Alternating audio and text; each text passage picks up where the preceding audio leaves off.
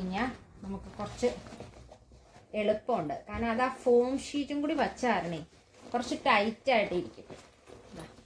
നന്നായിട്ടൊന്ന് പിടിച്ച് വലിച്ച് നമ്മൾ എടുക്കുകയാണ്.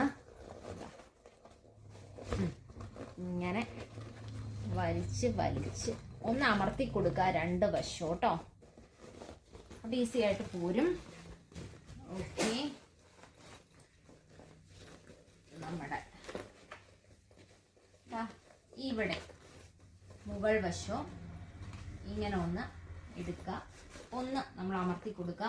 ഈ ചാർലി മെറ്റീരിയലിൻ്റെ ഒക്കെ പ്രത്യേകതയാണ് കേട്ടോ, നമ്മളിങ്ങനെ അമർത്തി കൊടുക്കുന്ന അനുസരിച്ച് അത് ഓക്കെ ആയിക്കോളും. പിന്നെ ലഞ്ച് ബാഗ് അല്ലേ, ലഞ്ച് ബോക്സ് ഇടാണല്ലോ അല്ലേ, അത്ര വലിയ ആർഭാടത്തിൻ്റെ ആവശ്യമില്ല. ഓക്കെ, നമ്മുടെ ബോക്സ് റെഡി ആയിട്ടുണ്ട്. കണ്ടില്ലേ, ഇത് ലഞ്ച് ബോക്സ് ഇല്ല കേട്ടോ. നമുക്ക് ഞാൻ